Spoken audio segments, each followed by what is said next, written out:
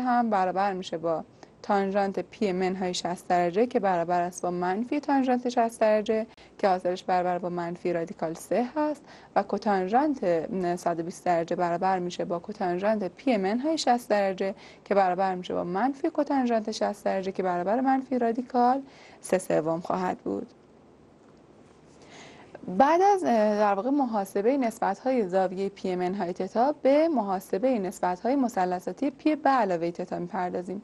خب اگر تتا در ربع اول باشه، پی به علاوه تتا در ربع سوم انتهای این کمان در ربع سوم خواهد بود.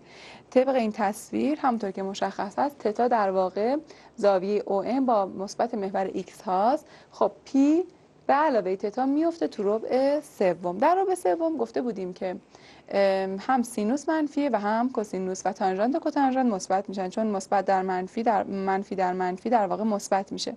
پس بنابراین اگر بخوایم نسبت‌های مثلثاتی در واقع زاویه پی به علاوه تتا را مشخص کنیم، مقدار سینوس تتا اگر این مقدار باشه، مقدار سینوس پی به علاوه تتا در قسمت منفی ها میفته، پس با منفی سینوس تتا برابر هست. کوسینوس تتا اگر این مقدار باشه، کوسینوس پی به علاوه تتا هم باز در ربع سوم در قسمت منفی ها خواهد افتاد، پس با منفی کوسینوس تتا برابر میشه. تانژانت و کوتانژانتشون ولی با هم برابر خواهند بود، یعنی چون نسبت سینوس به کوسینوس هست و هر دو منفی بود، پس منفی در منفی همونطور که گفتم مثبت میشه. پس تانژانت پی به علاوه تتا با خود تانژانت تتا برابر میشه و کوتانژانت پی به علاوه تتا هم با خود تتا برابر میشه. از نظر هندسی هم همونطور که در شکل میبینید، نقطه ام پریم در واقع قرینه نقطه ایکس ام به مختصات ایکس و وای نسبت به مبدأ مختصات هست که منفی ایکس و منفی وای در واقع مختصات شده. پس هم ایکس هاش منفی شده و هم ایگرگ هاش که همونطور که گفتم ایکس ها در واقع متناظر با سینوس و ایگرگ ها هم متناظر با کوسینوس هستن. برعکس گفتم، ببخشید، ایکس ها متناظر با کوسینوس و ایگرگ ها متناظر با سینوس هستند.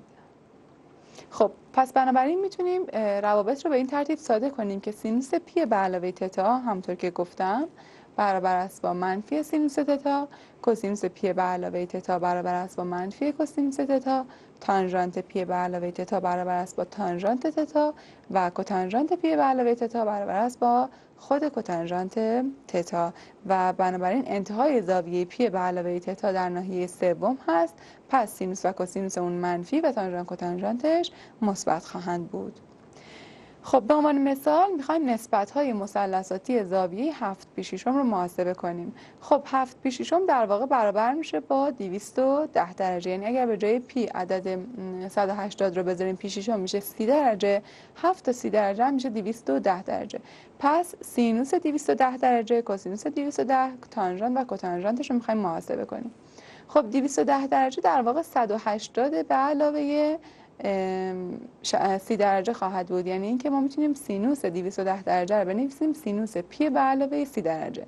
گفته بودیم که پی به علاوه تتا سینوسش برابر میشه با منفی سینوس تتا، یعنی منفی سینوس 30 درجه.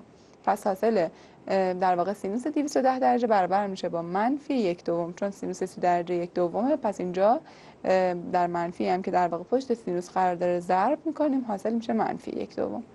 کوسینوس 210 درجه که کوسینوس پی به علاوه 30 درجه با منفی کوسینوس 30 درجه برابره، پس کوسینوس 30 درجه رادیکال 3/2 در یک منفی ضرب میشه منفی رادیکال 3/2 کوسینوس 210 درجه خواهد بود.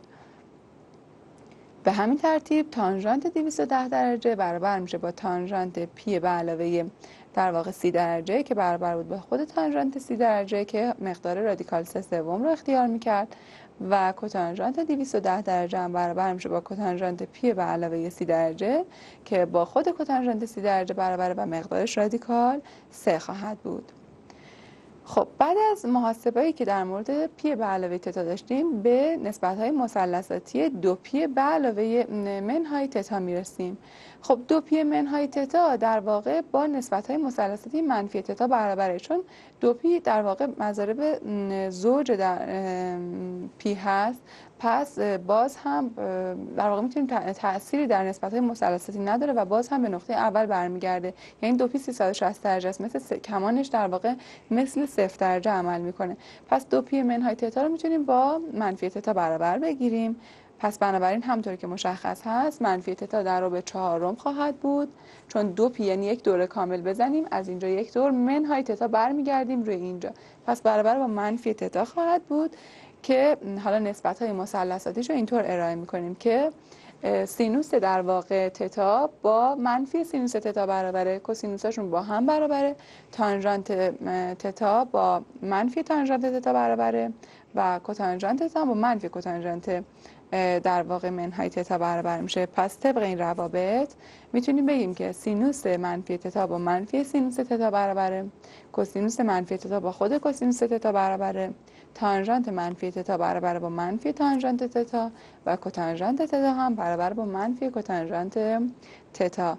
پس یعنی زاویه در واقع 2 به علاوه 2 منهای تتا یا همون منفی تتا در ناحیه 4 واقع بود و فقط کوسینوسش مثبت بود و سایر نسبت‌هاش هم منفی بودن.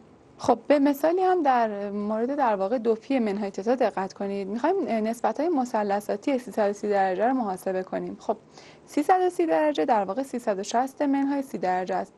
در واقع نسبت این زاویه در رابع 4 خواهد افتاد. پس در رابع 4 گفتیم که سینوس در واقع 330 درجه رو میتونم بنویسم 2 منهای 30 که با منفی سینوس 30 درجه برابره، پس میشه منفی 1/2. کوسینوس 330 درجه برابر میشه با کوسینوس 2 منهای 30 درجه که با خود کوسینوس 30 درجه برابره، پس برابر رادیکال 3/2. تانژانت 330 درجه برابر با منفی تانژانت 30 درجه منفی رادیکال 3/3 و کوتانژانت 330 درجه هم برابر با منفی کوتانژانت 30 درجه که برابر میشه با منفی رادیکال 3. نسبت‌های مثلثاتی زاویه پی منهای تتا که گفتیم انتهای کمان پی منهای تتا در ربع دوم دایره مثلثاتی میفته و در ربع دوم سینوس مثبت و کوسینوس منفیه. بنابراین سینوس پی منهای تتا با خود سینوس تتا برابر میشد و کوسینوس همونطور که گفتم در واقع منفی بود، پس کوسینوس پی منهای تتا برابر با منفی کوسینوس تتا میشد. به همین ترتیب چون تانژانت در واقع نسبت سینوس به روی کوسینوس هست، پس تانژانت پی منهای تتا برابر میشه با منفی تانژانت تتا و کوتانژانت پی منهای تتا هم که عکس تانژانت هست باز هم برابر میشه با منفی کوتانژانت تتا. در مورد نسبت‌های زاویه پی به علاوه تتا هم صحبت کردیم. پی به علاوه تتا در واقع زاویه‌ای است که 180 به علاوه یه مقدار در واقع تتا بین 0 تا 90 درجه در نظر میگیریم، یک زاویه حاده در نظر میگیریم. خب پی به علاوه تتا زاویه‌اش در واقع انتهای کمانش در ربع سوم دایره مثلثاتی میفته. در ربع سوم همونطور که میدونید سینوس منفی هست، کوسینوس هم منفیه. بنابراین سینوس پی به علاوه تتا برابر میشه با منفی سینوس تتا و کوسینوس پی به علاوه تتا هم برابر میشه با منفی کوسینوس تتا و تانژانت پی به علاوه تتا که در واقع نسبت همونطور که گفتم سینوس به کوسینوس هست و چون سینوس منفی کوسینوس منفی نسبت اینها عددی مثبت خواهد شد و برابر با مثبت تانژانت تتا میشه. کوتانژانت پی به علاوه تتا هم برابر با خود کوتانژانت تتا خواهد شد. در ادامه ما با نسبت‌های مثلثاتی زاویه 2 منهای تتا آشنا شدیم. وقتی میگیم 2 منهای تتا، 2 یعنی به اندازه یک دور دایره مثلثاتی رو در واقع ما دور زده باشیم و یک کمان 360 درجه طی کرده باشیم و بعد به زاویه به اندازه منهای تتا در واقع از نقطه 360 درجه به سمت پایین بیایم. یعنی که اینطور بگم اگر زاویه تتا زاویه در ربع اول باشه، زاویه 2 منهای تتا زاویه در ربع 4 خواهد بود که میتونیم اندازه 2 منهای تتا رو با همون نسبت‌های منهای تتا برابر بگیریم. پس بنابراین همطور که در شکل میبینید، همطور که گفتم زاویه تتا در ربع اول قرار داره و زاویه منهای تتا در ربع 4. در ربع 4 سینوس منفی هست و کوسینوس مثبت. پس بنابراین سینوس در واقع اینطور میتونیم بگیم که